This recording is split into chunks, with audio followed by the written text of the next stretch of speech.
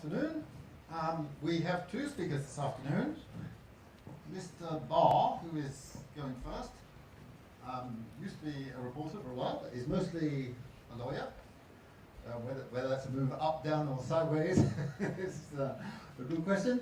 But he's been a lawyer for 25 years, specialising in media law, and he is going to explain to you the facilities available in his part of the world for investigative reporting, which those of us exposed to the combined efforts of the Chinese and British governments can only admire from a distance, but it'd be a useful thing to know about. We also have the gentleman who looks a little bit like Paul Newman, if he doesn't mind me saying so, at least in his picture, is Jerry Khanna, who got into journalism through an interesting route, because he was teaching on an Indian reservation where a vacancy appeared on the newspaper. So, like many of us, he didn't do a degree in journalism. He was on the Arizona Republic's investigative team during the Charles Keating scandal, which you will all have forgotten if you ever knew about it, but it was good while it lasted. And his Pulitzer Prize-winning achievement was to hit the investigative reporter's bullseye and have a congressman sent to prison for corruption, which is something we'll look forward to. So, you go first. Yes. Well. Thank you.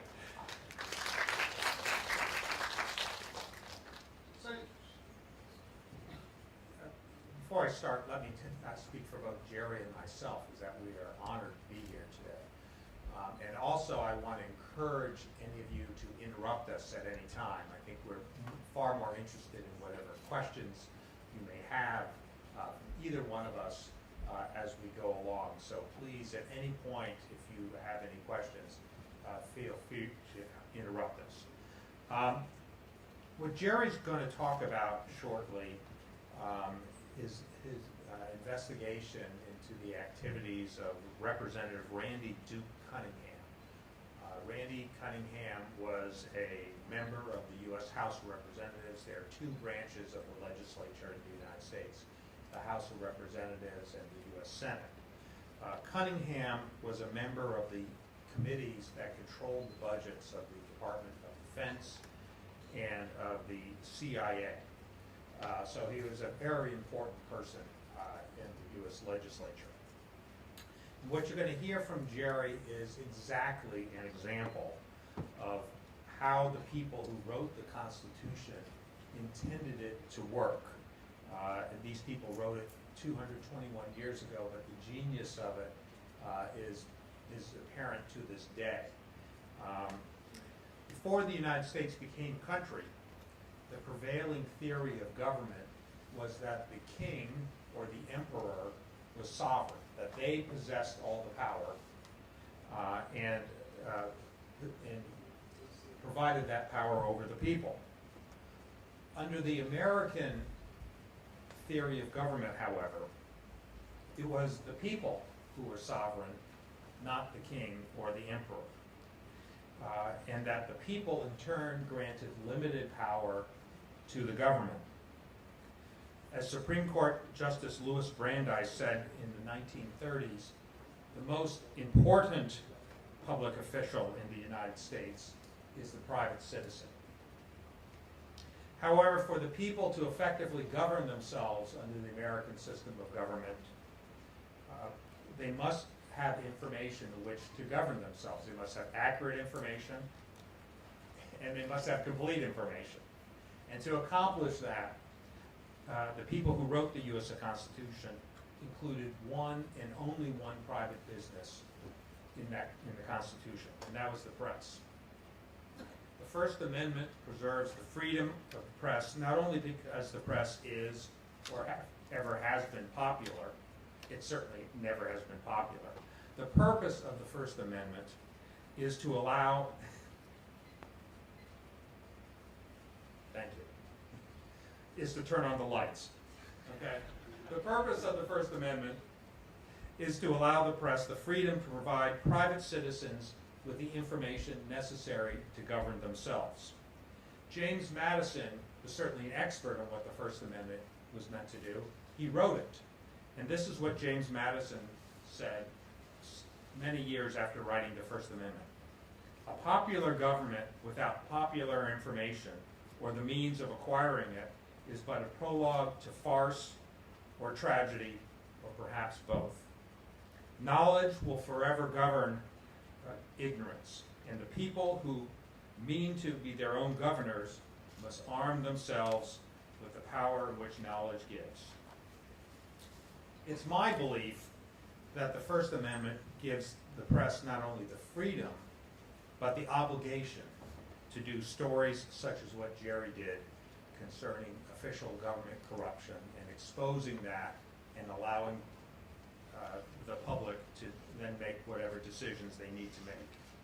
Through his hard work and persistence, Jerry pieced together the facts showing massive corruption of not only a powerful U.S. congressman, but also of a system that encourages such corruption.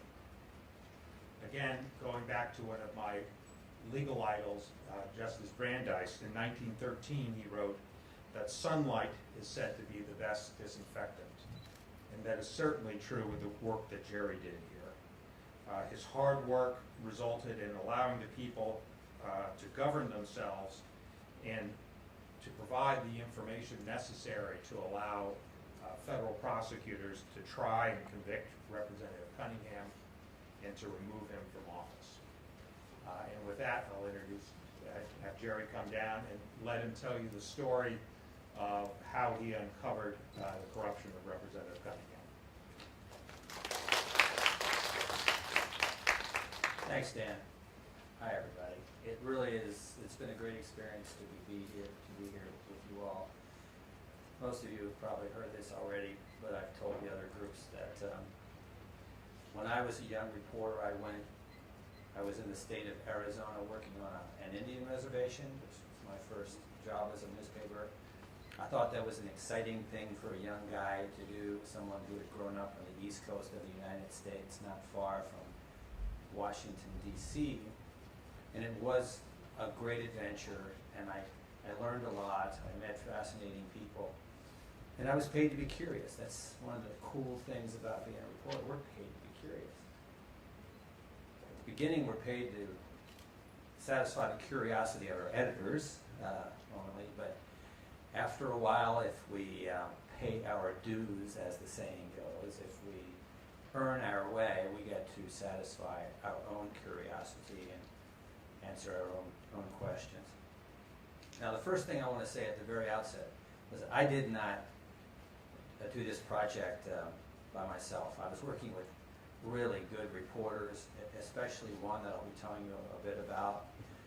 A dear friend of mine, a dear colleague, and a fabulous, wonderful reporter named Marcus Stern,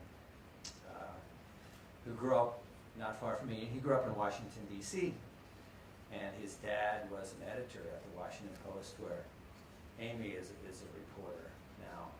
And it was Mark who broke this story, as we say. Mark who found it, and who did fabulous work on it. It's really a two-part story. It's a story of Duke Cunningham, and do we have the quote up there? Yeah. In part, it's a story of his tragedy. This is a quote from F. Scott Fitzgerald, a very famous American literary figure and novelist. Has anyone read any of F. Scott Fitzgerald? How about the book The Great Gatsby? Anyone heard of that? It's a really wonderful book. It's considered perhaps the great American novel. And it's the sort of book that you never get tired of reading. I mean, in the U.S., kids normally read it first in high school. But then you find, as you read it as you're a bit older, you appreciate it even more. But the story is, it is of the tragedy of Duke Cunningham. His first name was Randy. He took the nickname Duke because he thought of himself as a real tough guy along the lines of John Wayne. Now, John Wayne was an American actor. I doubt any of you know who John Wayne was, but very popular actor. But what's really significant in a bigger sense about Duke Cunningham is what he represented in terms of problems within our political system, a sort of systematic corruption in our system. All systems have corruption, I think. It's part of human nature that we're going to have people who abuse authority, who try to find ways to misuse authority that they are supposed to use for the benefit of all, but they find ways of using it for very selfish purposes. And that is a violation of what my favorite president, as I said the other day, Abraham Lincoln. Have you heard of Abraham Lincoln? He was the 16th president of the United States during our Civil War, which lasted from 1861 to 1865, and he gave a famous speech in which he talked of government of the people, by the people, for the people. And for me, that was very inspirational, even as a young boy, and as I've said here a couple of times. I think, at least for me to be a reporter, I fed off that inspiration of what my country said it represented.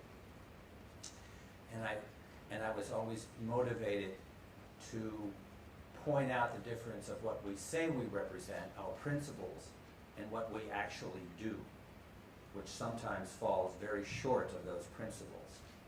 And reporters, I think, sometimes work in the spaces between those two things to tell the people about how we're failing ourselves and our system and those who come after it. Have any of you heard of Martin Luther King? You have? Okay. Another inspirational figure in American history, and that was his tremendous power. Certainly for my generation, he was, as you know, assassinated in 1968. I was in college at the time, very traumatic thing for the country. But the power of Martin Luther King was that he pointed out the difference between what we claimed as a country, that all men are created equal, that they are endowed by their Creator with certain inalienable rights. That means rights that can't be taken away. And among these are life, liberty, and the pursuit of happiness. Well, with racial discrimination, we were denying millions of our fellow Americans those fundamental rights. And the power of Martin Luther King was to remind us, this is what you say you are, but look at what you're doing. And that touched the conscience of an entire country. Not everyone in that country, certainly. But he is one of the major figures of the 20th century, not just in the United States, but in many parts of the world where people look to him for inspiration. And again, I come back to the word inspiration. It comes from Latin words which mean to breathe into, sort of breathing life into someone, you inspire them. Well, Duke Cunningham presented himself as an inspirational figure, but he turned out to be anything but. He turned out to be a tragic figure. I was going to talk a bit about this. I want to give you a bit of his life story, and I think we'll start there. This is how he became famous. Duke Cunningham, naval aviator. Duke Cunningham, fighter pilot. War hero. During the Vietnam era, he became famous.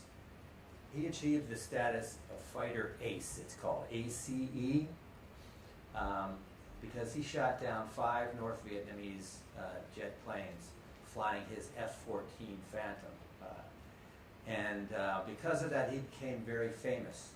And he used that fame to be elected to the Congress. We'll go through his chronology in a little bit. And this was a man with an enormous ego who exaggerated what he did and what it meant.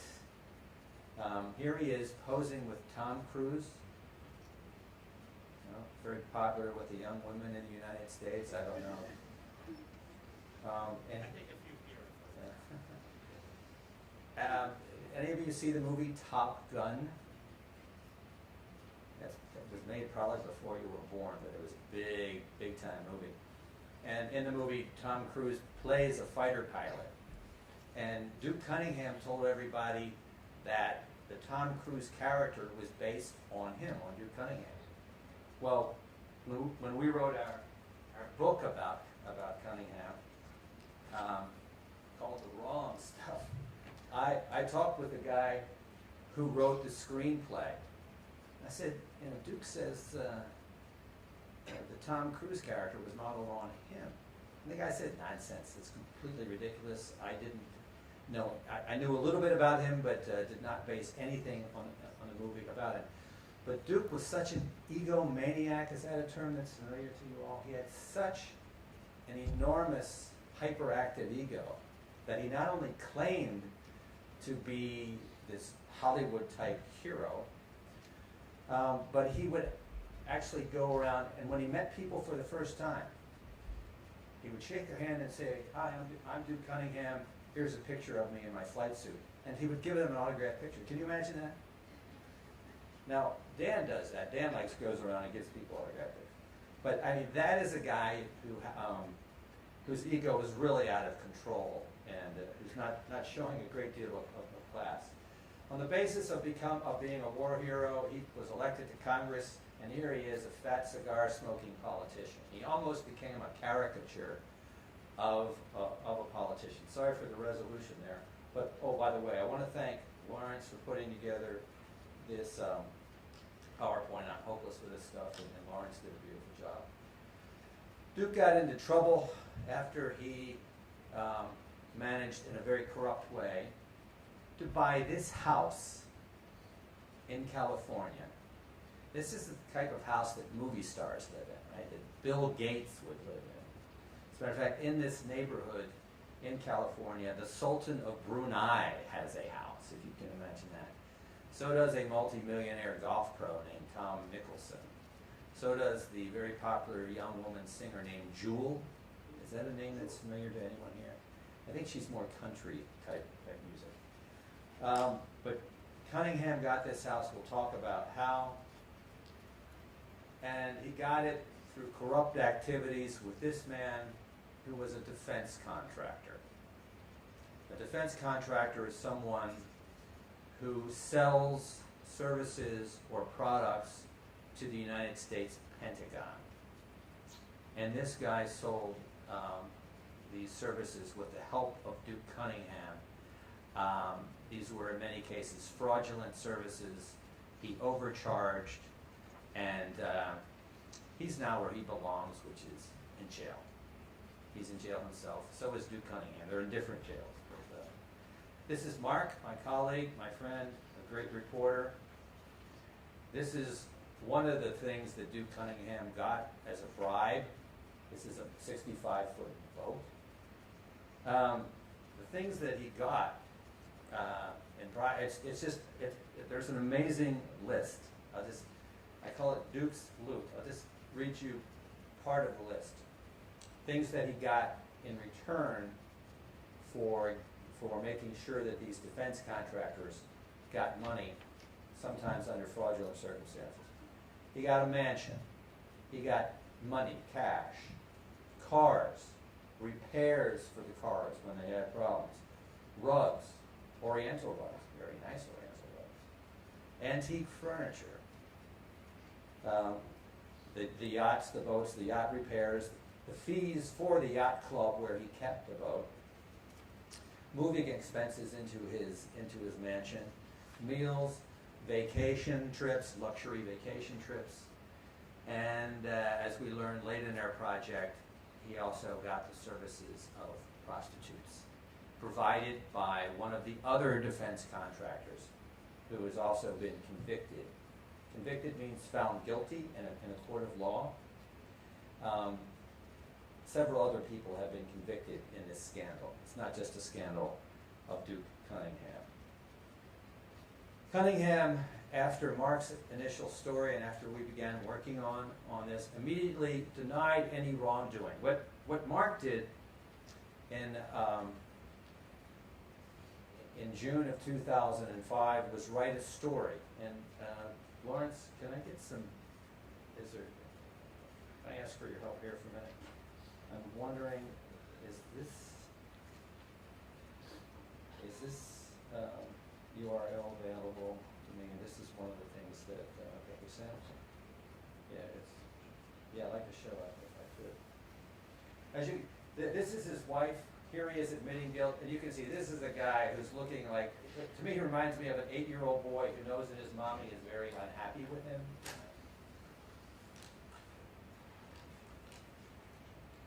Yeah. Thank you for the Paul Newman comparison. I heard that a long time ago when I was a lot younger, but not for a long time. I'm told my white hair makes me look very extinguished. Get that word? It's a pun there. Not distinguished, extinguished. Big difference.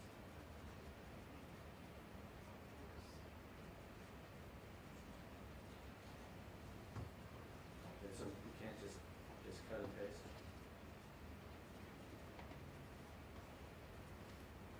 Okay. Lawrence is a technical whiz kid. There's so many. My wife is a professor of journalism in the U.S. and she talks about how incredibly capable the young people are with all things computer, and Lawrence is just like them, and even better, I think. Oh, I take it all back, Lawrence.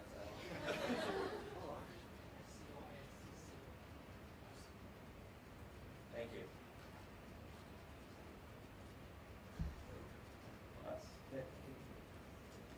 Can we just find that in the document and cut and paste? There you go.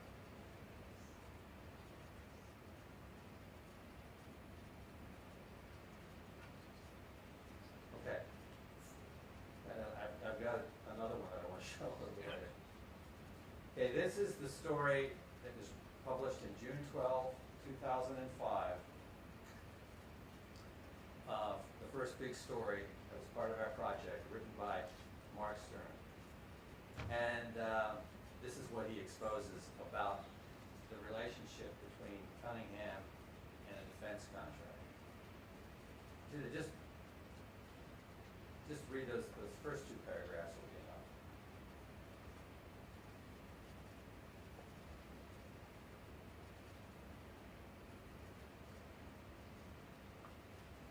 Okay, did you follow that? The situation is that Cunningham wants to sell his house. He sells the house at a very nice price to this defense contractor who wants favors from Cunningham, who is a very important member of Congress. And then he holds on to the house after buying it for almost $1.7 million. 261 days later, he sells it for $700,000 less. Okay? And at this time, the real estate values in this area were increasing greatly. So at a time when you would expect prices to be increasing, this price decreased dramatically. And meanwhile, this guy is, the guy who buys the house is getting favors from this congressman. When this story wrote, there was a big reaction around the country. And it was the beginning of major problems for Duke Cunningham. We'll go through the chronology. Wait a minute, can we go back to the PowerPoint? Do you understand what is happening here? Cunningham sells a house at a nice big price, but then at a time when houses are increasing in value, this house seems to lose a lot of its value, which suggests evidence that this defense contractor greatly overpaid, paid what we call an inflated price for the house.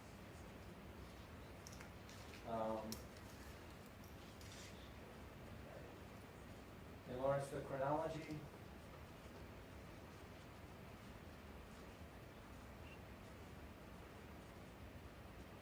Okay.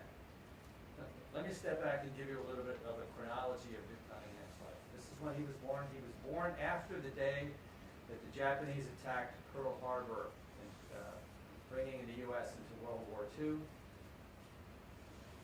25 years later, he enlists in the U.S. Navy. In 1972, he becomes a war hero. 1987, retires from the Navy. In the 1990, he's elected to Congress for the first time.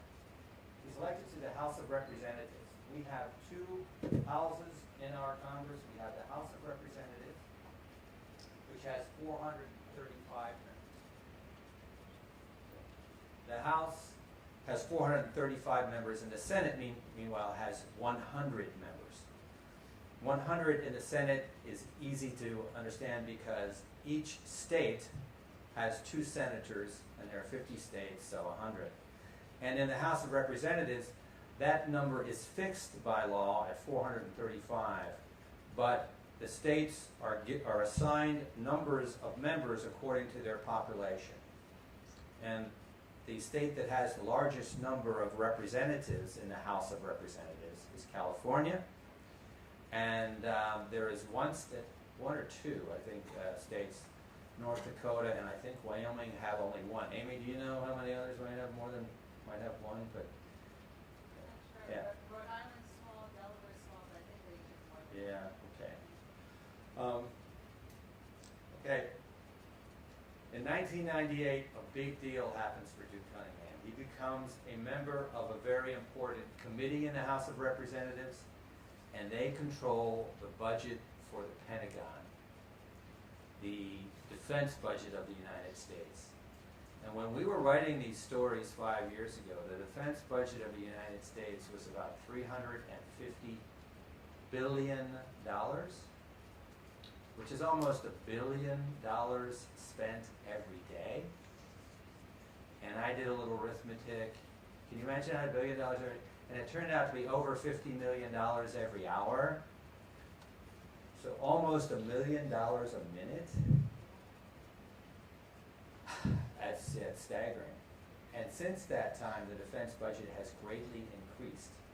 That is part of the reason that our country is in big financial problems, and part of the reasons that we are asking your country to lend this money. Thank you very much for the loan. We appreciate it. The question is, how are we going to pay it back? And many American kids, you know, your age, are thinking, you guys are putting it all on a credit card, as we say, and you're leaving us with enormous debts that we will have to pay back. I think they're right. I just think it's irresponsible for us to be doing this. But there's a real interesting argument. President Obama says we have to deal with big debt right now because we are trying to stimulate the economy, come out of the recession. It's a legitimate economic debate. But part of the reasons of the Cunningham scandal has to do with illegitimate spending, and we'll get into that a little bit later. Okay. So Cunningham was not only on the committee that controlled the budget of the Pentagon, he was on the committee that controlled the budget of the CIA. And one of the real avenues for corruption in that committee is that a lot of that budget is managed completely confidentially. We have no sunlight, no transparency for the public in what is called the black budget. It's darkened out. There is no oversight. There's no ability for reporters like Amy and me to go look at the legislation, to look at the language of the appropriations bills and see, okay, the CIA is getting X million for this and X billion for this. It's done secretly in the name of national security. Now, we're not real happy about that, but I suppose to some extent it's a legitimate argument. To another extent, though, it's an invitation to corruption. And there was a lot of corruption within that budget, and may well still be. But certainly Duke Cunningham was corrupt in the way he managed that money. Okay, in 2003, he sells the house to the defense contractor we just spoke about. A year later, that house is sold at a much lower price. And then in June of 2005, Mark Stern writes his great groundbreaking story about what happened. And then things move very quickly. And as we'll talk a little bit later, the system worked. The prosecutors the federal employees whose job it is to prosecute crimes conducted an investigation. A few months after that, Cunningham, who originally said, I did nothing wrong, I've always served my country, I'm a war hero, I would not do anything corrupt. That was his initial response. In the end, when he realized how strong the evidence was against him, he admitted guilt. And in our system, if you're accused of crime, you have the right to defend yourself in court, to say, I'm innocent, and I'm going to establish my innocence because you will not be able to prove that I'm guilty. Well, Cunningham knew that he was in trouble, and he acknowledged his guilt, and he engaged in what is called a plea agreement with the prosecutors. He said, okay, I'm going to admit my guilt, and I'm going to help you with your further investigation, but in return for that, you will not seek the maximum sentence. Actually, what happens is the prosecutors are the ones who are in control here. They say, okay, we can either charge you with enough crimes to put you in jail for 30 years, and we'll take you to court, and we've got you nailed. We have absolutely conclusive evidence, as indeed they had. Why? Because Mitchell Wade, the corrupt defense contractor, started talking to them about Cunningham, because Wade was seeking the best deal for himself. Does that make sense? Do you yeah, okay. Cunningham admitted his guilt, avoided a trial, and when it was then that the picture of him looking at his wife like a naughty little boy, looking at his mother, that picture was taken on the day that he admitted his guilt. And then in March, 4 years ago, he was sentenced to prison for 8 years and 4 months. This story got a lot of national attention. I'm going to skip past that for a minute. Again, that's his loot. And this is what the prosecutors said when they wrote to the judge about Cunningham's crime, when they were seeking to have him sentenced to a long prison term. Unparalleled, which means unprecedented. Sure, there have been other cases of corruption, other cases where members of Congress have taken money, but nothing reached the scale of Cunningham. The prosecutors did a tally of the bribes that he took and said they were worth $2.4 million. We think it was a lot more than that, but this is what they could prove. And that is by far the largest amount of corruption, which is why we call our book here, The Wrong Stuff. We say it's the extraordinary saga of Randy Duke Cunningham, the most corrupt congressman ever caught. Okay. We think there may have been guys who did more, but we just haven't caught them. But Duke has that distinction. And this is a column, not a news story, but an analysis written by an excellent writer at a newspaper, the Washington Post, who talks about why this is an important story. It's not just the story of one decadent, corrupt individual. It's a story about problems within our system.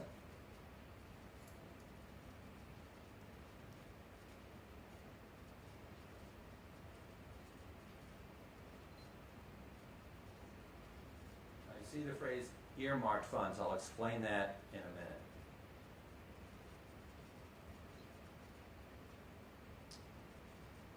Okay? Earmarked funds are a very tricky device that exploded in number during the 1990s. An earmark is a project with a certain dollar amount, usually a few million, sometimes tens of millions of dollars. And instead of this project, it could be a special type of program for the Pentagon, it could be a computer system as it was here with these guys, it could be services that are performed for the U.S. Army. Hundreds of millions of dollars have been earmarked in order to try to counter the the explosive devices that are blowing up our troops along the roads in Iraq and Afghanistan, not so much in Iraq now, but in Afghanistan, those are called IEDs, or improvised explosive devices. Terrible, terrible injuries that are inflicted upon our young men and our young women in the Army as well. And so there was a big crash program to try to design technology to defeat them with electronic signaling.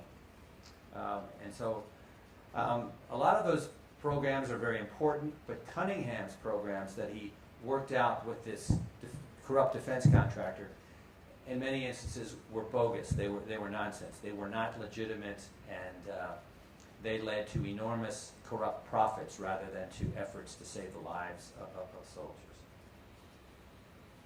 Okay, these earmarks grew in number because they were a great way to fuel a system that we have in our country. I want to tell you a little bit now, a little bit later. It has to do with lobbying and how money is handled. After Cunningham was convicted and disgraced, he received a lot of ridicule. A lot of people made fun of him. Formerly he had been called Top Gun, right? But this cartoon calls him Flop Gun. You know what a flop is? A flop is a complete and utter failure. So it's a play on words. This is, I guess, a primitive Photoshop of Cunningham in prison garb, taking care of the roads. Of course, that's not really Cunningham, but prisoners in the U.S. Frequently wear those types of striped uniforms. This is the most grotesque piece of evidence of the man's blatant corruption. He not only demanded bribes, he put it in writing. This was extremely stupid. This helped the prosecutors make the case of a bribe, and one definition of a bribe under U.S. law is a quid pro quo. Dan, do you want to talk a little bit about what? Yeah, it's from Latin, quid pro quo, this for that. It's also called tit for tat. You do something for someone and you receive something else. It's a transaction. Okay, and in this bribe menu, the prosecutors at first didn't know what does this meant. This was something that Cunningham drew out over lunch in a Washington restaurant with Mitchell Wade. And he said, Mitch, tell you what I'm going to do. This system's working out really well. You're making me very happy. You're giving me lots of good stuff. And I'm making you happy. I'm making you a very wealthy man. Well, the left-hand column is the size of the favor that Cunningham is going to do in millions of dollars. Okay? So the first line going across the top, for $16 million earmark, for a $16 million contract with the Pentagon, in other words, okay? Cunningham said that BT means boat. Cunningham he loved boats, so. And he wanted a boat that he had his eye on that cost $140,000. So if someone's going to give you a $16 million contract, what's $140,000? No big deal, right? So Wade said, sure, fine. And then if I give you a program that's worth $17 million, I want $50,000. Okay? And for each increment above, he wanted so much more. Now, this bribe menu left no doubt. Cunningham was originally saying, no, I didn't accept bribes. I only helped Wade obtain contracts that I believe were for the best interest of my country. I've been a patriot my entire life. How can you question me? I'm an honorable man. Okay. Well, that defense completely fell apart with this bribe menu. This was an example of this man not just being tragic, but being stupid and decadent. Okay. I want to show you a few clips from a program that was done by public television. Get number one ready. There was a half-hour documentary done about our project, and as I say, Mark wrote the initial story. He got the quid. I helped him develop the quo, prove the favors that were done. And then I worked on showing how this was not just Cunningham. This was what we call a systematic corruption, or at least a systematic abuse within our government. In other words, that it was much broader because of the use of earmarks by many, many members of Congress. Some people will call it a form of legalized bribery. But I want to explain to you the relationship among defense contractors, members of Congress, and then a third group that are called lobbyists. Is that term familiar to you? A lobbyist is an individual who is hired by a defense contractor, let's say, for example, to be his representative in front of Congress. Normally, the lobbyist knows a member of Congress, and frequently in our country, a lobbyist himself is or herself a former member of Congress. And so they have all the connections, they have the expertise, and they're selling their influence is what it amounts to. And it used to be that it was considered a shameful thing for a member of Congress to retire from this very important, very prestigious body, our Congress, and sell his influence. It was considered not dignified, but now it happens with great frequency. And these men have no shame. So the question is, we have a problem here? Oh, we're all set? Great. Okay. One question becomes, oh, by the way, this is called the revolving door.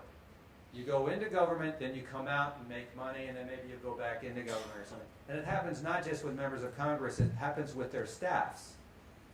The frequently young people who learn how our government works and then go out and sell that expertise to private corporations who are concerned about laws that are passed by Congress or regulations that are adopted by our government.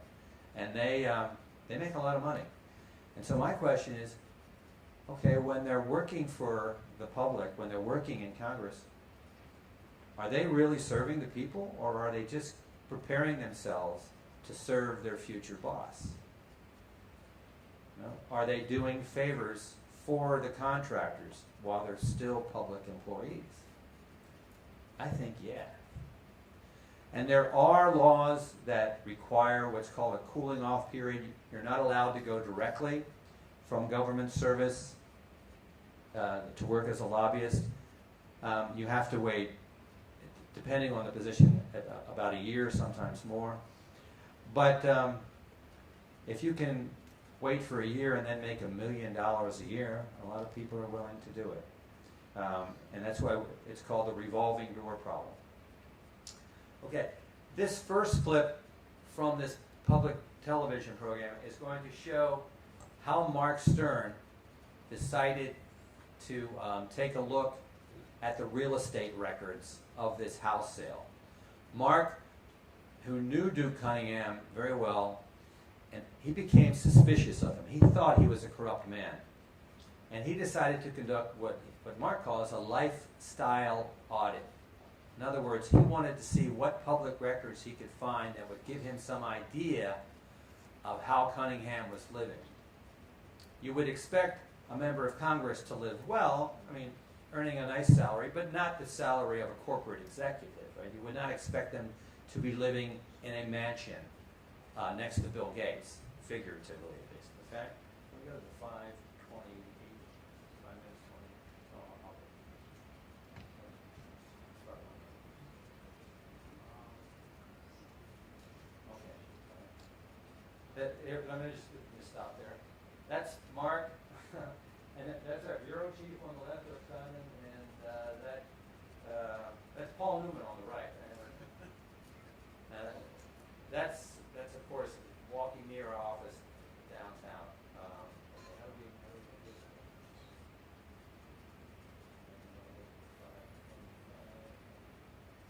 Mark is going to talk about what there's Duke giving a speech, and there's Mark working in our office. Oh, by the way, our office no longer exists because our bureau was eliminated because of the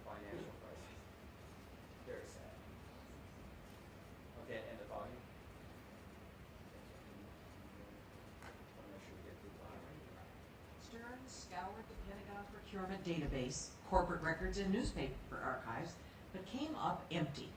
On the verge of giving up, he decided to do what he calls a lifestyle audit, a review of a person's finances to see if he may be living beyond his means. I went online and did a property search on real estate for Cunningham and found that he had purchased this $2.55 million house in Rancho Santa Fe. My first thought was, this guy has no business being in Rancho Santa Fe. I mean, this is the kind of neighborhood where you'd find Bill Gates, but not a member of Congress married to a school administrator. So I went to look at the purchase of his previous house. It's a house in Del Mar Heights, California. And he sold that house for $1.67 million. Reviewing the sale records for the Del Mar house, Stern became suspicious. He didn't sell this Del Mar Heights house to just anybody. He sold it to something called 1523 New Hampshire Avenue, Inc. And I recognize that as possibly a Washington, D.C. address. In fact, 1523 New Hampshire Avenue was a Washington address, the corporate headquarters of a defense contractor called MZM. Stern had never heard of the company or its owner, a man named Mitchell Wade. But Cunningham was on the House Subcommittee for Defense Appropriations. Could there be a connection? On its website, Stern learned that in just 2 years, MZM's federal contract went from zero to worth more than $100 million. And it wasn't lost on Mark Stern that MZM's business took off right around the time of the Cunningham house sale. It was like, oh my God, I kicked over a stone and there's something under there. And I thought, well, let me see what this defense contractor did with the house. And what he did is he put it right back on the market for roughly the same price. And it stayed on the market for 8 months and then sold for $700,000 less than what the contractor had paid the congressman for. Had Stern stumbled onto something big? It looked bad that Wade appeared to have paid Cunningham far more than what the congressman's house was worth. But for that to be a story, the reporters would need to know one more thing. We needed to close the loop and find out what Cunningham had done, if anything, for Mitchell Wade. We needed to find the quid and the quo, and that is what is the definition of bribery. And this was potentially a bribery case, I think we knew from the very beginning. Now, at that point, we're pretty sure we have a very good story that's going to have legs, that's going to be very, very difficult for these guys to explain. But I also realize it's very possible they might. Okay, that is key for young reporters and for old reporters. Mark did not develop what Dan was calling the other day tunnel vision. He did not jump to a conclusion. He didn't take his aha moment and said, oh, I've got it now. I know that this is corrupt. Boy, look at this. This is a great story. We're just going to run ahead with it and publish the story. No. Mark believed that this is probably what happened, but he did not live by his assumptions. Sometimes we make leaps of judgment on the basis of limited information because we really believe something is true, we really want to get a good story, so we jump to the conclusion, this is corrupt. Well, Mark did not jump to the conclusion. Mark listened to his doubt. And reporters, we have to live and be comfortable with our doubts. We have to work to answer the questions that our doubts present to us. The question was, okay, was this really corrupt, or is there some possible explanation that leaves this relationship legal within the bounds of the law? Okay, does that make sense to you all? Don't jump to conclusions, no matter how much you want this to be true, because, boy, you know, this is what we call the states, and I get those on the holy shit story. But don't let those assumptions decide what you write. Protect your integrity and be fair to the people you're writing about, and that will make you fair to the people you're writing for, which is your readers. And it also protects not only your integrity, but the integrity of journalism. Because if you do a story that turns out to unjustly accuse someone of corruption, you're damaging that reputation, and that is something which is a disgrace for us, those of us who are obligated to do all we can to tell the truth. I want to go, Lawrence, can we go to part number 2 at the 3:04 minute mark, 3 minutes and 4 seconds? This next segment will be about the bribe menu Avenue, which was the list, okay? The columns that show the amount of the earmark is a project, okay, that is inserted into a spending piece of legislation by an individual congressman, in this case by Duke Cunningham. He makes sure that the law passes with this amount of money designated for this project, okay? And then meanwhile, he's saying, okay, for this, you pay me that. Quid pro quo. This or that. Okay. And it's written on official U.S. Congress stationery. The man had no dignity. You know, I mean, On the left are the dollar values in millions of contracts Cunningham promised to deliver to Mitchell Wade. On the right are the amounts in thousands of bribes the congressman demanded in return. For a $16 million contract, Wade would have to give Cunningham a $140,000 boat. To get Wade his contracts, Cunningham used what in Congress are called earmarks. Earmarks are pet projects members of Congress slip into spending bills, often after they are passed. They are legal, unless, of course, the congressperson receives a bribe in exchange. And as the reporters would learn, the line between campaign contributions from special interests and outright bribery is a thin one indeed.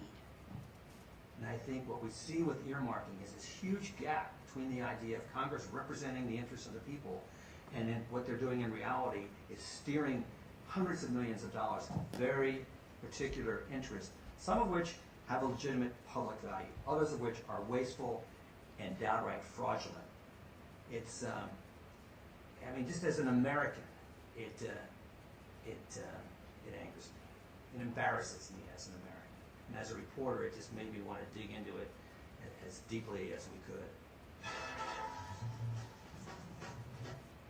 this is saying, Mark actually goes on the radio in California, where this is a huge story. I mean, people are writing letters to the editor. They're picketing Duke Cunningham's house, accusing him of corruption.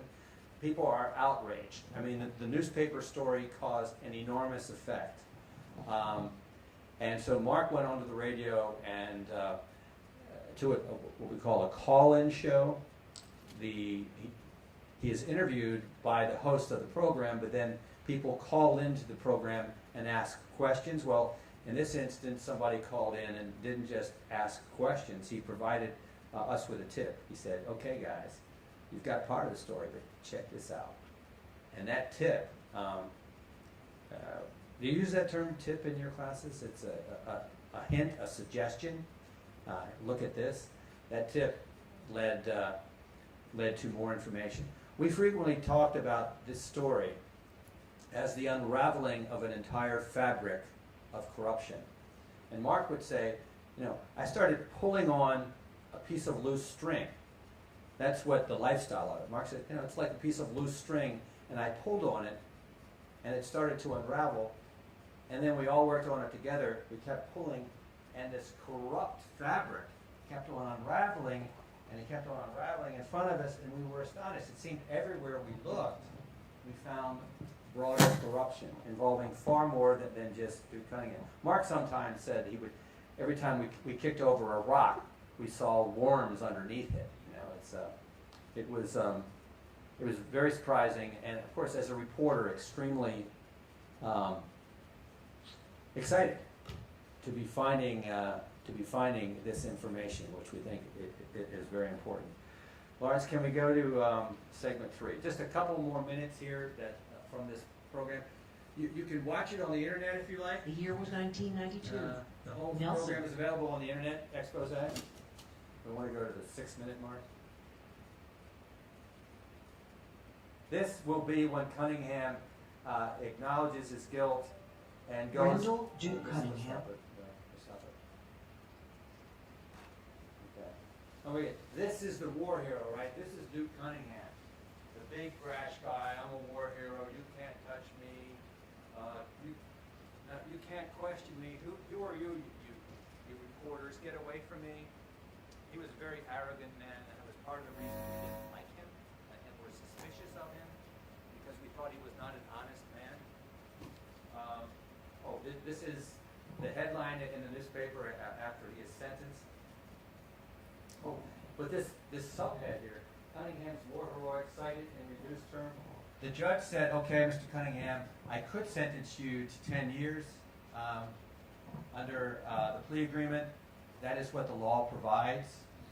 But because of your service as a member of the Navy, I'm going to give you a reduced sentence. I'm going to show you some mercy.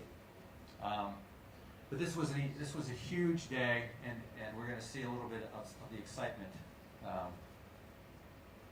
of that day, and a little bit of the sadness as this formerly large figure is reduced to U.S. disgrace. congressman is serving an 8-year, 4-month sentence in federal prison. He pleaded guilty to charges including bribery of a public official and accepting bribes. For all of this, I am deeply sorry. The truth is, I broke the law, concealed my conduct, and disgraced my office. I know that I will forfeit my freedom, my reputation, my worldly possessions, most importantly,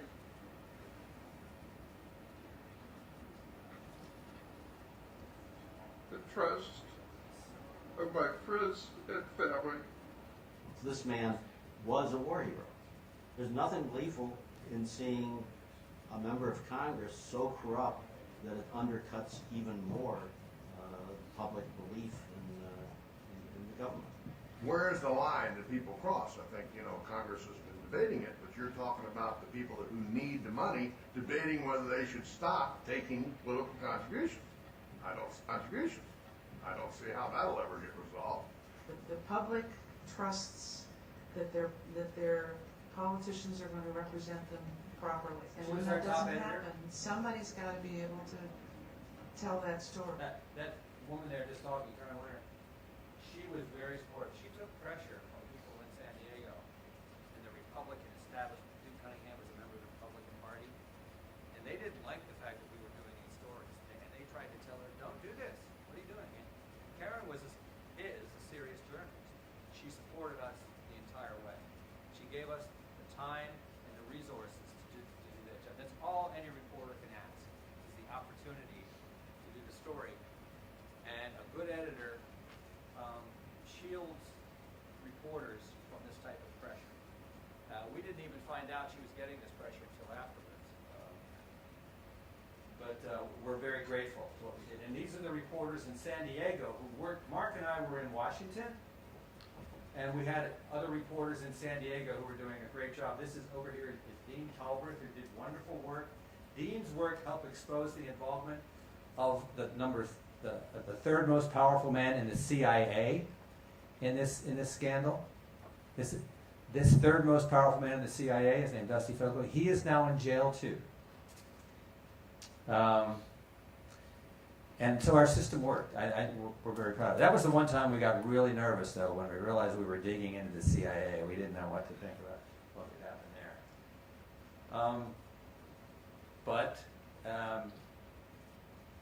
He was held responsible for his crimes. Without journalists to do that, it's not going to happen. I live on a houseboat in Washington, and every now and then I take this boat out, and we drive it up past the Lincoln Memorial, the Jefferson Memorial, the Washington Monument. And it's hard to look at those for me now and not reflect on this story and not think to myself that this really is not about one man's sordid misadventures. This is a far more important story. This is about the need to be vigilant in protecting our government, protecting our country. From the race against Duke Cunningham. And again, that's a point that I think is so important, to be vigilant. You know the word to be vigilant? To hold a vigil means to be looking out, to be a watchdog. Because why? Because we're protecting, doing our bit to protect our system of government and to be watchdogs when the power that we the people give to our elected representatives, when that power is abused, journalism has a role to play. But in order for us to be able to perform our role, we're operating within a system that supports that role. Okay? We're operating within a system of practices and protections and laws that makes it possible. It's sort of like it gives us the oxygen that we need to breathe. If we lived in a system in which we did not have these abilities, and certainly if we did not have editors like Karen Winter helping us and giving us the time and paying our salary. I mean, there were times when we weren't in the newspaper for I think it was like 3 months for me, but they were paying my salary. Even though I wasn't in the paper, and B, they didn't know, and I didn't know that we would have a story that's worth putting in the paper. That's why investigative reporting is very costly, and which is why during the recession that we're having now, much of it is being lost. Amy's paper, the Washington Post, a great, great newspaper, has lost many reporters. Amy, how many reporters have been laid off at the Washington Post? No one's been laid off, but we've By had us, 4 huh? rounds of voluntary early retirement, so the sentence will retire. So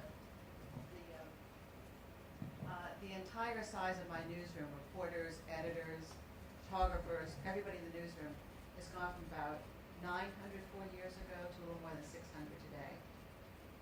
And that's at one of the big newspapers that still has a lot of resources. We've lost almost a third of the people from the newsroom. Can I actually ask you a question? Sure. I have a microphone. Don't go away. I'm going to hand the microphone back to you. So you've talked about the quid and the pro, the need to prove that there was a trade of favors on both sides. And you sound like you worked on the quo. So could you talk a little bit about, without giving away any sources, what kinds of documents and what kinds of sources you used to prove the quo? Absolutely, yeah. And there's a whole list, and I'm hoping we can get to that with Lawrence's help. I can do that in a minute. Yeah. We did have publicly available documents that helped us understand what was happening. And some of these documents had to do with the money that was given by these contractors, given legally, to the election campaigns of these members of Congress. In our system, members of Congress have to, in order to run for office, they have to buy a lot of advertising, especially on television, which is very, very expensive. And we have a public, the American public has said, we're not going to pay for these elections. No, that's not our job. We're not going to use our tax money to pay for the elections. These guys are going to have to raise their own money. Well, they say, that's not our job, we're not paying for it. I say, well, we're paying for the election, but we're paying for it at the back end. We're paying in the form of terrible decisions. We're paying in the form of corruption, which costs us a lot more money. Well, we have access. And Lawrence, I want to call up, well, if you can just go to a browser and type in opensecrets.org. We have all sorts of great websites that give us information that is required to be released. And we have young people and non-governmental organizations who go out and gather this information for idealistic purposes. opensecrets.org. Here we go. There we go. This is an organization called the Center for Responsive Politics. Here we can learn about elections. We can go. I want to get donor lookup. Let me see. I want to go down here a little bit. Donor lookup. Okay, I want to get out of that. See this template? We can enter any name and their state, and if we know the zip code, we don't have to enter this, but and we can find out how much money they donate to political campaigns. Okay, I'm going to enter, Dan, any many campaign contributions? Okay. Now, tell you what, I'm going to enter the name of the recipient. That's the member of Congress. Okay. Let's see what. Okay. Do you know who John McCain is? He ran for president against Barack Obama. And just Tuesday, he was reelected to the Senate. So, and here we can make specific requests for a certain election. 2010 election. He was elected for a 6-year term. And then this is you're all familiar with that, it's right. It's covered to keep people from interfering with the system.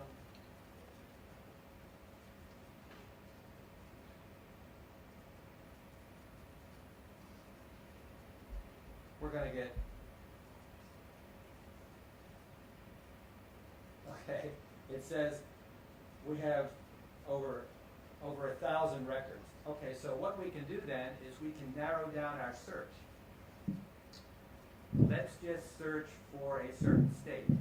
Now, he's from Arizona, but let's see how much, if we want to find out how much money John McCain is raising from the state, let's say the state where I live, the state of Maryland, which is near one. How much money is McCain raising from Maryland? See how quickly we get that. He raised $62,000 in my state. And we get the names of the people who donated the money. We get the dates that they donated and the amount that they donated. So we have transparency. We know what people are trying to do favors for John McCain. And then the question, of course, is, well, what favors is John McCain doing for them, right? Now, the other state that's near, that's closest to Washington is the state of Virginia. A lot of lobbyists live in Virginia.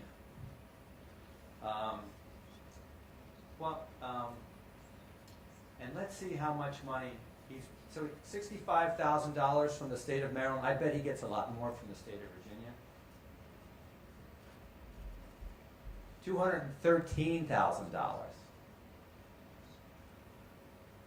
And how quickly that, and as a reporter, you can go through all these names. As you can see, they're arranged in alphabetical order, right? We get the date, and sometimes you see that groups of people all giving money on the same day. Well, it turns out they're part of a club or a group that's seeking a special favor. That reporters can find all that out. Okay, is that pretty interesting, huh? Okay, can we go back to the PowerPoint there? Now, here, since we're here, let's do a couple of other organizations that put their information out to the public. Let's see, Sunlight Foundation.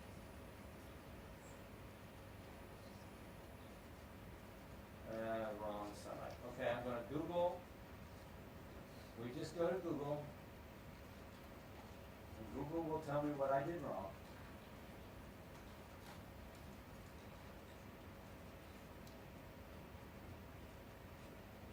Okay, this is their motto, making government transparent and accountable. And here we go, we get,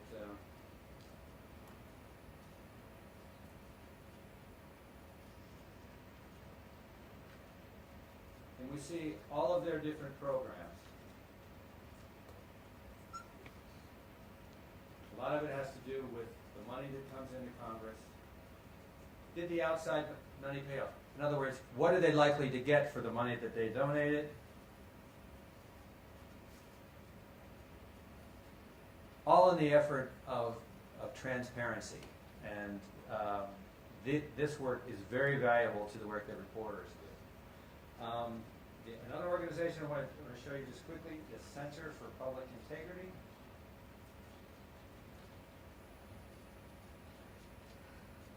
And a lot of people who do this, these are young people your age, maybe college students.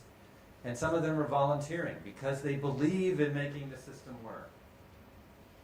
Jared, these are nonprofit organizations. Nonprofits, yeah, oh yes. Nonprofits based in Washington. Right. And reporters or any other member of the public who don't use their data.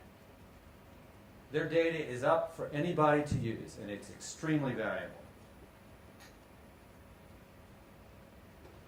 Whoops, let's see, I guess it's taking some time to load here, that's all right. Well, that's okay. You get the idea that they're all doing different elements of the same. Okay, well, here we go. This is their investigation. Okay.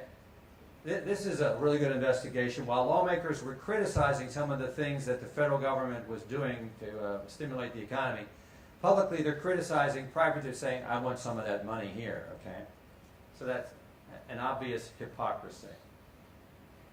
Okay, so this is campaign money. Another thing which for our project we spent a lot of time looking into the work of lobbyists. And with the help of this organization, I also looked a lot at the original records. But under this group, we can do lobbying.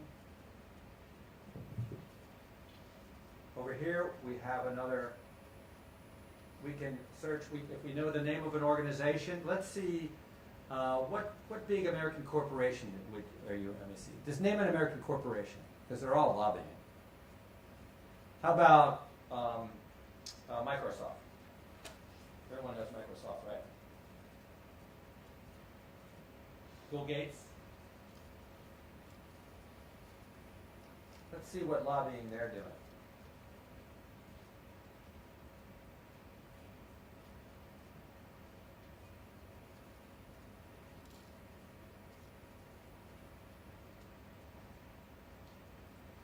Okay, they're lobbying under two names. We'll check the first one.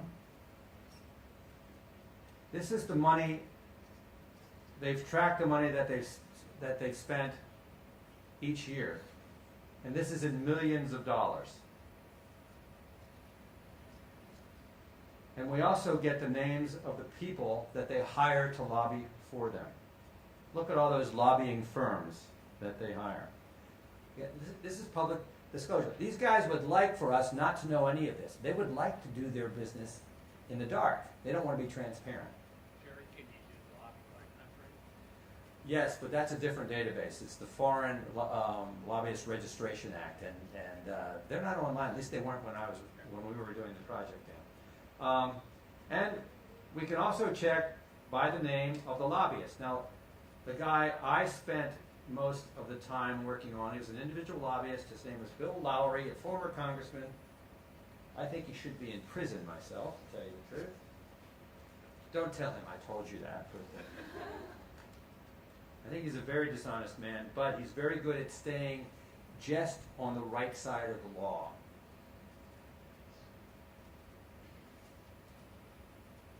And he makes a couple $1 million every year. Okay, we have all these people by the name of Lowry. This is his first wife. I don't think she's active. I don't know who these other Lowrys are.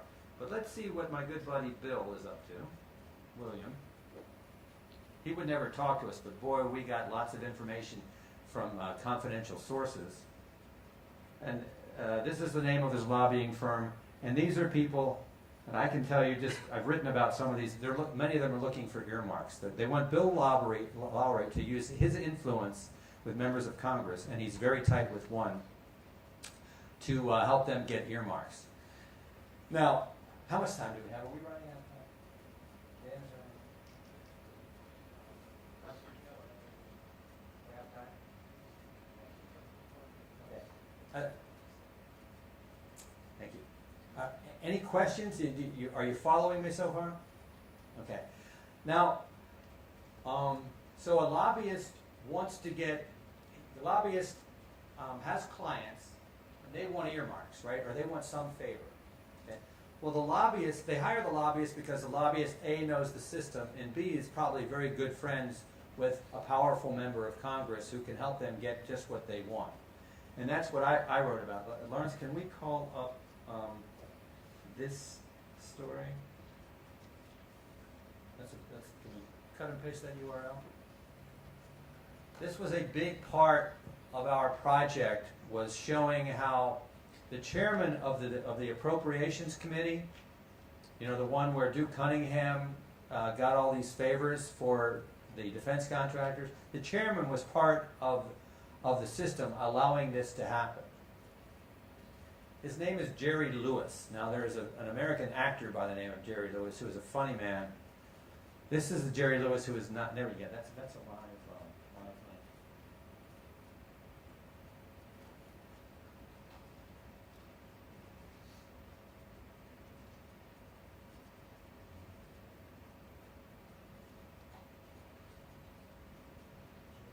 No, that's the first one. So you see what was that?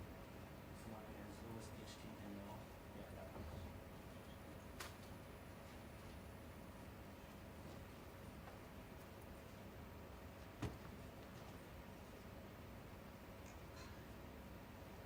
our big story explaining how this whole system worked. A steady flow of financial influence, and boy, this is what these guys get. When we say green light, that means approved.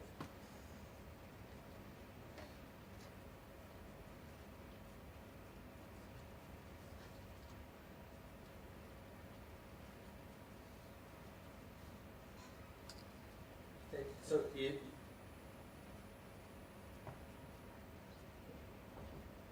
a little bit more because we want to show why this is part of the Cunningham situation.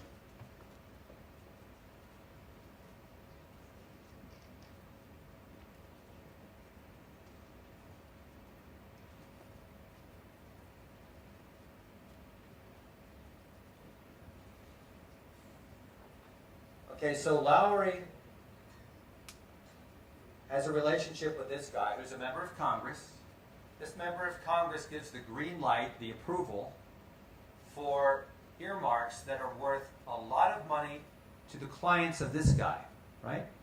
Meanwhile, this guy is raising a lot of money for this guy who needs to raise the money, not just for his own election, but because the Republican Party expect him to raise money for other members who are in difficult races, who need to buy a lot of advertising in particular. And that, he says, this man, Jerry Lewis, says, I hate to raise money. I hate to get on the phone and beg for money. He says that's the thing I like to do least. That's not what I want to do as a member of Congress. Well, Bill Lowry says, no problem. I'll do that for you. I'll raise you lots of money. And guess how he raises his money? From his clients. He tells his clients, you want a contract with the federal government? Well, it's a good idea to donate a lot of money to the guy who can help you get the contract. I think it's a system of legalized corruption myself. I think it's embarrassing for a democratic system. And believe me, there are a lot of people who are very angry. And in 2006, in the elections in 2006, we do what's called exit polling. When people, after they vote, there are people there who ask them questions. Why did you vote a certain way? What motivated you to vote? Well, one of the number one reasons they voted against Republicans were the scandals that we and lots of other reporters wrote about. And the scandals were primarily among the Republicans. Duke Cunningham was a Republican. Some other guys that Amy's paper wrote about with the Abramoff scandal, winner of the Pulitzer Prize for investigative reporting that year. And so the system did work, democracy did work in that they threw these guys, at least many of them, out of office. This was one of our early multimedia campaigns. We did multiple stories. There was an interview that was up here. We did a graphic trying to explain. We even posted the audio of the interview that I did with this guy, in which we talked about how this system operates. He says, "Oh, it's all very honest. No problem. You shouldn't even question this."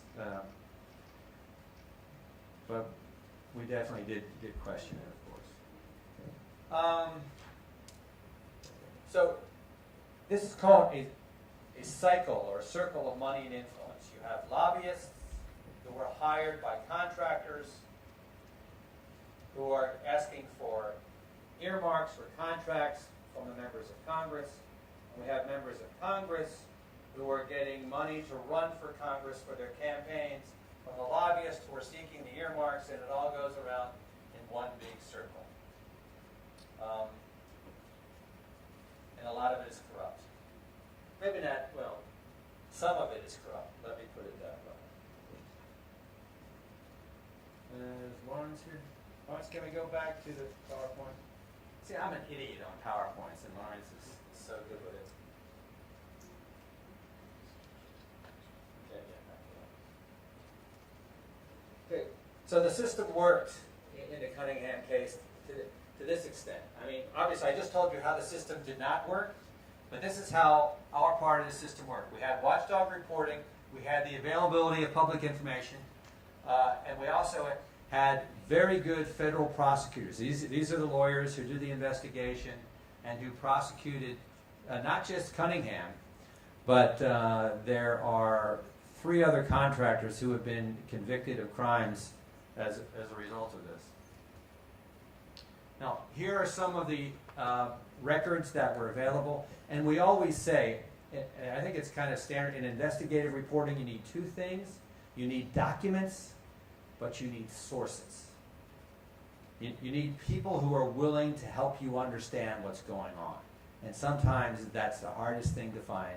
And as I was telling a group the other day, you have to be ready to have the door slammed in your face and the phone hung up, you know, and when you're my age, you know, and some 25-year-old guy hangs up the phone or shut, it's a little bit, it's harder to take when you get older. That's why you young guys need to come along and do the work.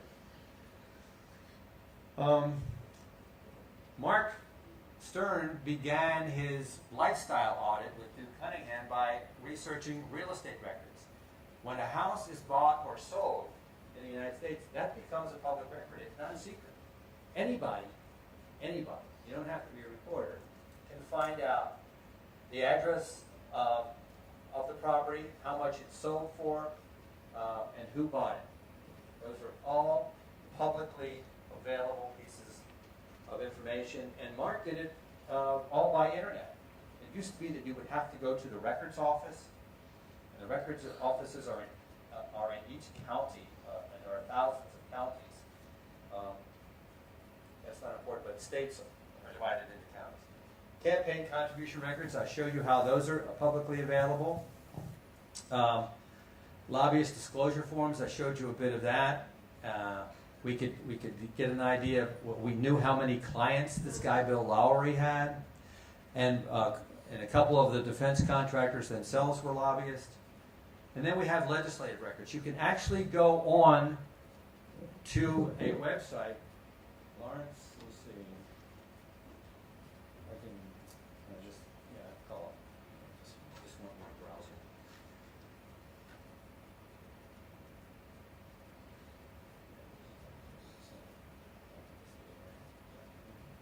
Thank you.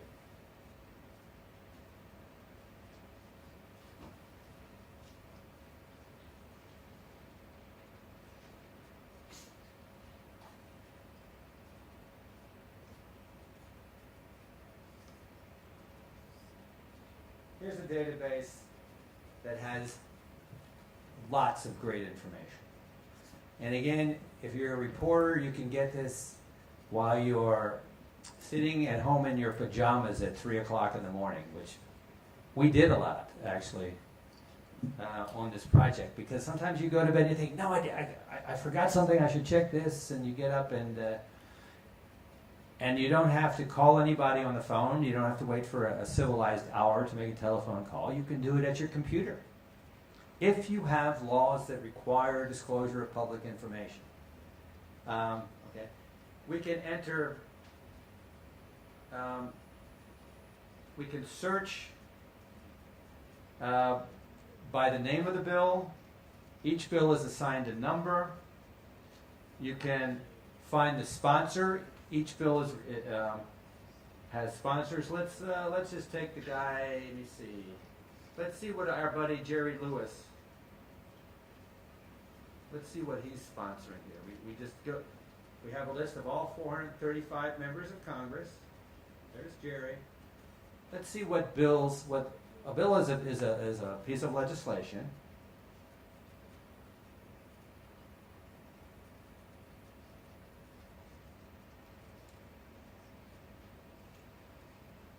We can call this up. Here we see he's sponsoring this bill, but he has 21 other members of Congress who are sponsoring it. Oh, this is pretty simple. This is just a ceremonial thing, but we can find the language of it. We get the text.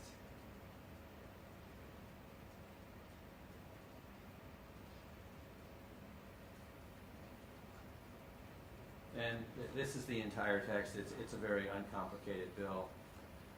But all of that is available for every piece of legislation that is handled in the U.S. Congress. And for us, the most interesting bills for the Cunningham project had to do with appropriations. And some of these appropriations bills go on for thousands of pages.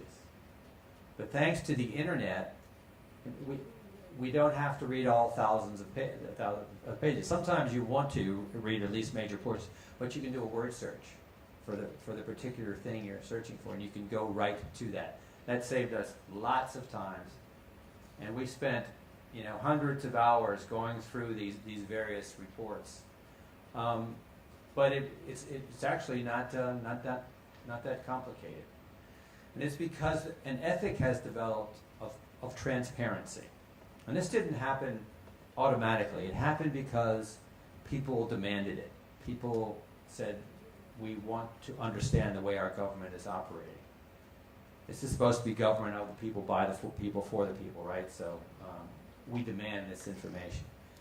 Now, so what we have is a tension, a constant tension, and maybe Dan, you can talk a little bit more about that, between those who want to do their business in private because they're making a lot of money, they're abusing power, and those who want to shine a light on what is happening, especially reporters, but not just reporters, because we also have these nonprofit organizations that help us develop the information. Dan, can you take on some of these themes and Well, why don't you open it up for questions? You could go through Yeah, stuff about the use of some of these databases. yeah. I mean, Yes, Jeff? Yeah, I just want to know how, first, how can you find the first of the story, and how can you track the menu? The Bride menu? Yeah, how can you find out that? That was found on Duke Cunningham's boat. And who found it on Duke Cunningham? Once the prosecutors began their investigation, they sought a subpoena, which gave them the authority to go onto the boat and to go into his house and to look for records. And it was those were probably FBI agents. FBI agents helped the prosecutors do the investigation of criminal activity. But originally, they didn't know what those numbers meant, because it was like a code, right? Well, by this time, Mitchell Wade, the corrupt defense contractor, he is helping them understand, because he is trying to arrange a deal with the prosecutor. He's saying, okay, look, obviously you've got the evidence, you know that I'm guilty, I'm going to cooperate with you, I'm going to help you prove that Cunningham is guilty, but in return, you will show leniency for me. And as a result, Mitchell Wade, he could have been sentenced to jail for 20 years. He got a sentence of only 3.5 years, which I think is ridiculous, but it was his reward for providing information about the other corrupt guys. Okay, so it was finger pointing, but he arranged a good deal for himself, and he told him what the bribe menu was about, because Cunningham wrote it out while Wade was buying Cunningham lunch in a Washington restaurant. Okay, yes. Thanks for your sharing. Actually, most of the time in Hong Kong, when we do investigative reportings, the main problem we face is that we have the source telling us some news, but we can't prove it. And confirm it. Yes, because Right. maybe in US the transparency is rather high, but in Hong Kong, we can also check the property record. We can also have look into all the documents and papers, but of course not that transparent. Yeah. Dan, do you want to talk? Dan has a good presentation about questioning your source, the motivation of your sources, right? Yeah. Let's all back away from those. Yeah. Let's not all use the one. One of the things you need to do with there is ask about the credibility of your source. Now we have all different microphones. Somebody's going to get electrocuted in a moment. Let me just shut it off. In it asks me about the credibility of your sources. Why are they contacting you? What's their motivation? What documents can you show me that can help prove to me your credibility? You can't just take it on their say-so. If they're not public documents, the source might have access to these documents. If the source truly has first-hand information, prove it to me by providing these documents to me. So you might not be able to get them publicly, but the source may be able to get it or know somebody who can provide those documents. What else? You want to be sure that this source is, it's a relay race. Jared, you used like 5 different microphones in this presentation. You set the record for most microphones used in presentations. I will expect a medal at the end of it.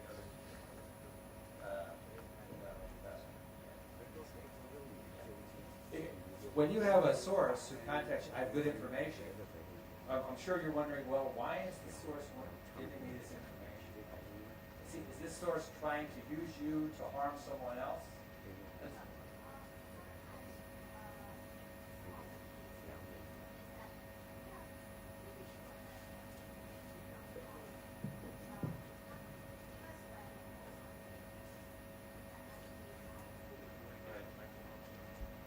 Well, that's why we say we try to find documents that support what a source is saying, or at least an independent additional source. We never believe you can publish on the basis of the accusation of one person, because we don't know what the motivations of that person are, and we don't know. We should ask that person, well, do you have any documents, any public records to show us? We don't want to be used by someone for selfish purposes to destroy someone. That would be reckless and irresponsible. So we always had that idea. We need both. We need sources and we need documents, if at all possible, and as many as possible. And sometimes they're extremely difficult to find. Sometimes you can't find any. It can be very frustrating. But to do this type of reporting, you need to be able to accept the frustration. And your editors need to understand that sometimes you'll work for a week and you don't have a story. That makes you feel bad, it makes the editor feel bad. But it would be wrong to publish a story that you can substantiate, as we say. That you can show that there's substance to that story. Okay,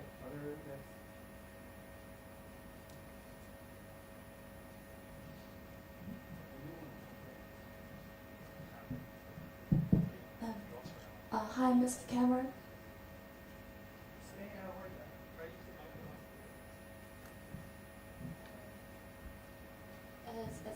As you said, thanks for a brilliant speech. And as you said that your partner may have made a great effort to investigate the case of the Randy Duke, and it couldn't be a smooth way for you to find out the fact. As the lady, your top editor, have helped you a lot. Right. So my question is, how could you insist the pressure from the Congress or the society, or how could you overcome the obstacle like that? Well, from society, we got a lot of support. There were people who defended Cunningham. But here, let me see if I can find it in our book. The reaction. Yeah, here are some of the letters to the editor that were published. Public reaction. This is a man who says he was a veteran who served in the Army. After reading about Cunningham's secret home deal, I worry that where we spend our defense budget is determined by the highest bidder on Cunningham's house. Another person wrote, the private deal Cunningham made with the defense contractor stinks to high heaven. That's a phrase that stinks to high heaven means it's really, really bad. So there was a lot of public support and very little public criticism. There were people who did criticize us, but most people thought, no, we were doing a good job, and they supported us. Some members of Congress criticized us, but I think they themselves were embarrassed by much of the information that came out, not just from us, but after we started doing our work, bloggers came in and did some good work. A couple of other newspapers did great work. Charles Babcock of the Washington Post was a reporter. His name is on here. Jerry, it became a national effort. Why don't you talk some about the division of effort on the story? I mean, when you're working with a team of reporters, how did you divide up the efforts, or who did what in an efficient way and to produce the product that you did? Well, each of us developed areas of expertise, Mark was very good at the world of Mitchell Wade, and he had people contacting him, sources who offered him information about the world of Mitchell Wade. I had people who became sources for me about the world of the chairman of the Appropriations Committee, and I had a very good source who helped me understand the world of this lobbyist, Bill Lowry, confidential sources. Meanwhile, in San Diego, there were reporters who were working information that was available. San Diego is the area that Duke Cunningham represented in the Congress. And I would not say we faced any public pressure. The only thing that might be of interest is that we were a little bit nervous about going after the CIA guy, but nothing bad happened to any of us, so we did not feel that we were threatened directly, at least. Does that answer your question? Yes.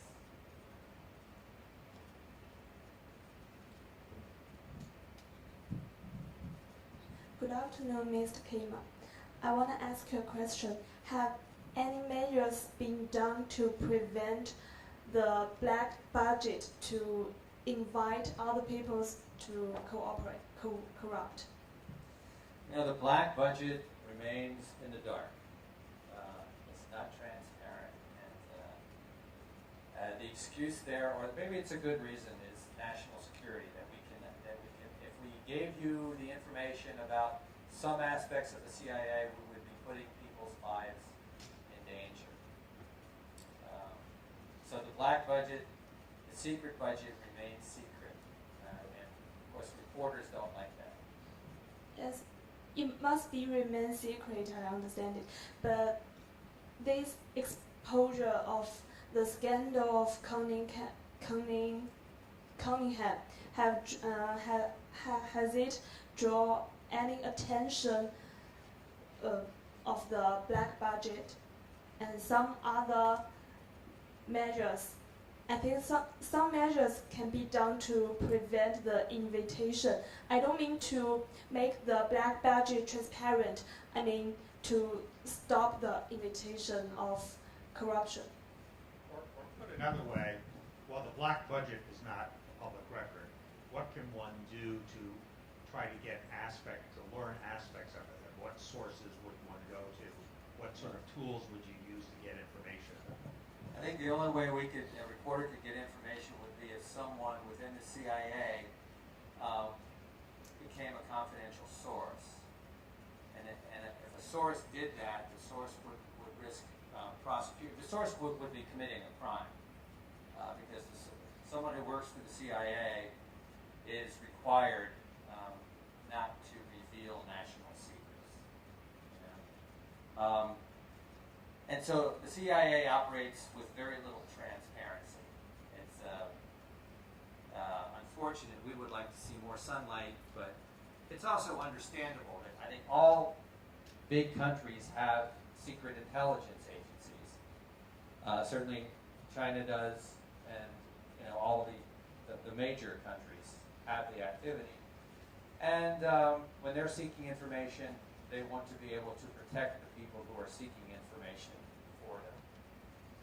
There's a lot of industrial espionage. Two companies are trying to find out what other companies are doing, and so they have their spies, and they're trying to learn what makes the other countries and other companies successful. That happens. happens between the U.S. and China too. So, does that answer the question? It's a very good question, but a very complicated question. So I think the problem won't be resolved. With the CIA, I doubt it very much. But there are other areas of our government where we do have a lot of information, but not the CIA. Well, but the problem does start to get resolved when the CIA branches out into things outside of its core activities and involves it maybe in some abuses and the like, and maybe in those instances there's more of a call for public access to those records. Yeah, if there were some major public effort to require that, maybe there would be some additional disclosure of the CIA, but I doubt it. The CIA is operating in a very secret, very dangerous world, just as Chinese intelligence agencies are as well. You know, so that's the hardest information to get from any government, I think, is the secret spy information. What if there is some authority abuse in CIA? Who would be the watchdog? Well, we found out some information, and I'm not going to claim major credit. We did some of that work, but there were also other disclosures. And the prosecutors and the federal investigators did very good work into the corruption of this third most powerful man in the CIA, who is now in jail. He was sent to prison because he was doing corrupt business with one of the defense contractors who was bribing Duke Cunningham. That's how he got pulled into this.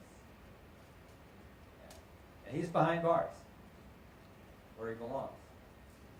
During the 1970s, there was a lot of information that came out about the CIA about their attempts to assassinate foreign leaders or to embarrass them, including my favorite, which was to a plot to make Fidel Castro's beard fall out.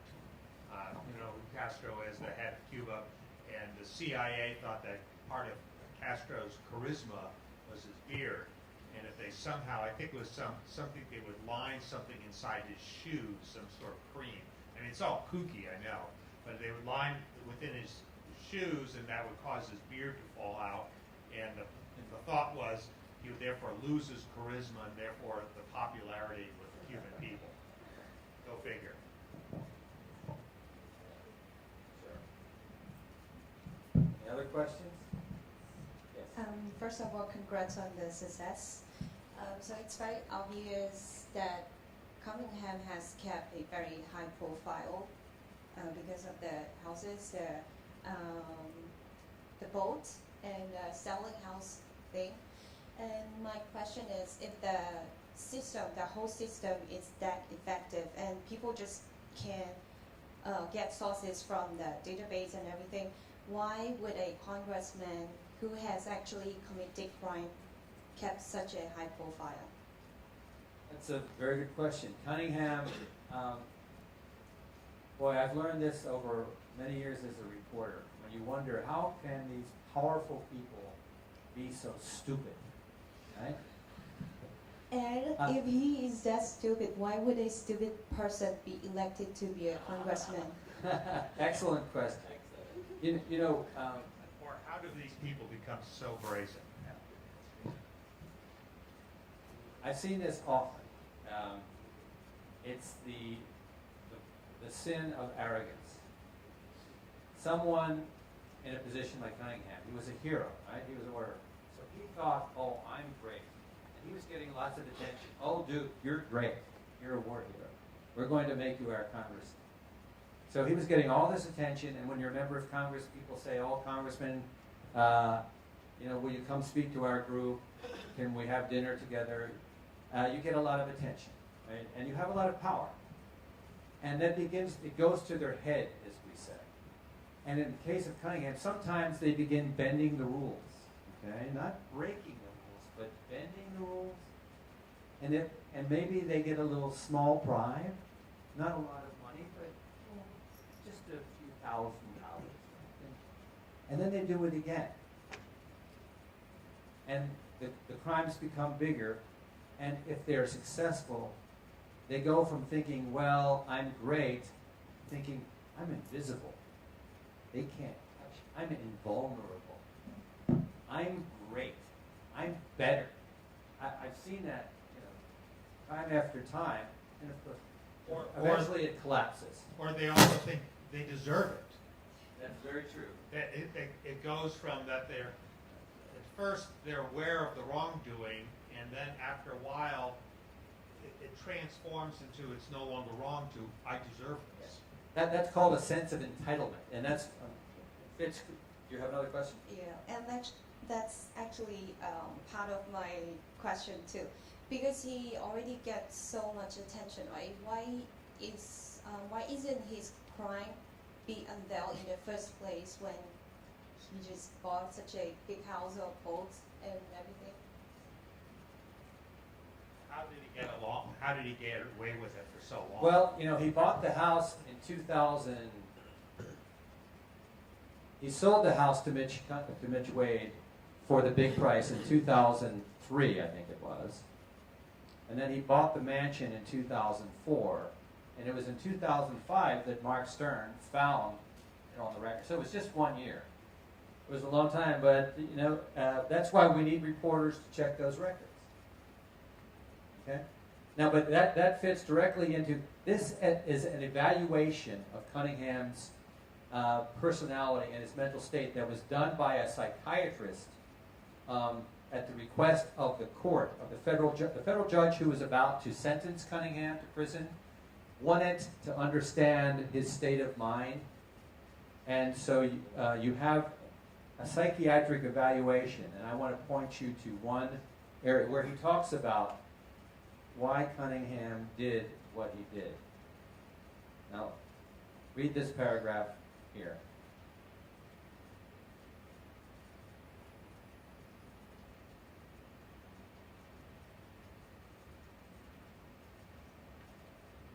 His capacity to rationalize his conduct is increased by a sense of invulnerability to any harm. The process of rationalizing his behavior blinded him to corruption, what it entailed, and led him to believe in ways totally antithetical to his life history, his family background, his moral and religious values. He truly believes he came to Washington to do good. Where did he go? Jerry's proving that he has not mastered the multimedia world yet. That's for your generation. Jerry puts pen to paper. Right. True, I admit. Anyway, the psychiatrist concludes he's really messed up. Okay, but this is the thing. I think this is, when he was a fighter pilot, his sense of invulnerability made him brave. He took risks, right? I'm invulnerable. They can't kill me. I'm powerful. See, that works when you're a jet pilot, but when you're a member of Congress, maybe it doesn't work so well. That they can't touch me. Well, Mark Stern and our colleagues, we did touch him because he really was not invulnerable. Do you know the story of Icarus in Greek mythology? Icarus was the young man who who made wings that were held together by wax, and he tried to escape from the island of Crete. And he flew high with these wings, but as he got close to the sun, the wax melted, and his wings came apart, and he crashed to the ground. Well, we have a phrase that someone was trying to fly too high and inevitably crash. Another way of saying it in English is the pride goes before the fall. If you become arrogant with your power, you are setting yourself up for a tragedy, which is why we had the quote at the beginning of F. Scott Fitzgerald, "Show me a hero and I'll write you a tragedy," because sometimes heroism itself holds the seeds for failure. If you're a flawed hero and you don't adapt well to your success can make you arrogant and give you this false feeling of invulnerability. Does that make sense? Boy, I've seen that so often as a reporter over many years. It's very sad. People become arrogant, and arrogant is the great sin that leads to That's what happens in Greek tragedy, in Shakespeare.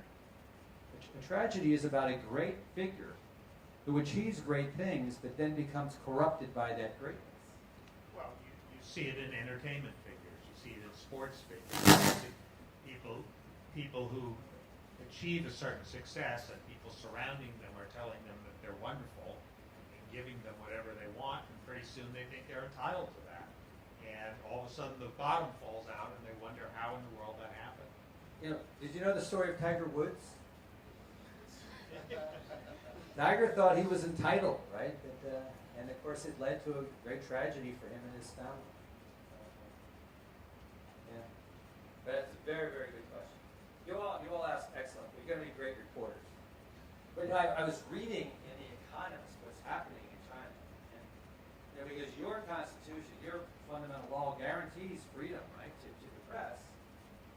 But the system has not been supporting that, right, with the disclosures. And that's something that will be evolving in your country, I'm sure, as your careers advance. You'll be trying to work that out. And that takes time. I mean, in our country, there's always a tension there as well. But it's the job of reporters, of journalists, to push for transparency in the interest of the public. That's what we believe. But it's never easy, and we always have to push for it. You know, that brings up a good point, that no law in any country is self-executing. I mean, in the United States, we like to talk about the First Amendment. The First Amendment simply says Congress shall pass no law concerning infringing upon the freedom of the press, freedom of speech, and whatever. But yet, the very people who wrote the First Amendment, only 7 or 8 years after they wrote it, passed something called the Alien Sedition Act, which what did it do? Well, it forbid people from speaking about certain things that were seditious to the United States. In that case, having to do with, Great Britain. And what happened is people were actually prosecuted under the Alien Sedition Act under the administration of the second president of the United States, John Adams, one of the authors of the Declaration of Independence. So every country, no matter what's in its constitution, it's an ongoing process that you have to keep on being vigilant on exercising those rights. Rights are very much like muscles, and if you don't constantly exercise them, they atrophy and wither away. You have a great country. China is a great civilization for many thousands of years, far longer than anything we have in our part of the world. And it's a country that is becoming always more powerful and more prominent in the world. And there are people who have power who don't want to tell you things. You think, you just leave us alone, we'll do what we need to do, trust us, everything will be fine. And that's what they tell us in the U.S. as well. But we think, no, we actually believe that we are serving our country by examining what you are doing and questioning what you are doing. But there's always going to be that tension. And I just think that when I was a young reporter, now that I'm an old reporter, I was driven and motivated by a desire to make my society, my country, my system operate more openly and honestly. And again, I always think of the words of Mr. Lincoln, of the people, by the people, for the people. Isn't that a wonderful, wonderful sentiment and desire? And you have a country that has honored its poets for thousands of years. You have great poetry. I think it's important for us to find inspiration in the poetry that we have received from those who came before us. I do think that reporters need to have some poetry in our soul. I think that helps us be good reporters. Other reporters say, no, that's all silly stuff. I think for me it works. Well, I think on that wonderful note, it's time for you two gentlemen to go and eat the Consul General's. Oh, yeah, okay. Thank you both very much for a very uplifting and inspiring. I must say it is extremely difficult to do investigative journalism in Hong Kong, but inspiration always helps. Thank you very much. When I have one thing else that I have to say, please wait just a second here. It'll just take me a minute, and